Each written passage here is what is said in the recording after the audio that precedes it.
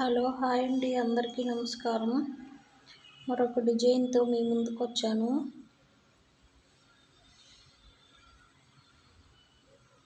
ఇలాగైతే ఇది కొత్త మోడల్ అండి. ఇలాగైతే చాలా అందంగా ఉంటుంది. ఇలా బోర్డర్ వేసుకొని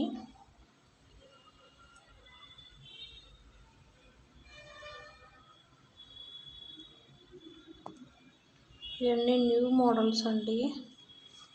ఇలా వేసుకుంటే చాలా బాగుంటుంది. మళ్ళీ మధ్య మధ్యలో ఏంటంటే ఇట్లాగా వేసుకోవచ్చండి.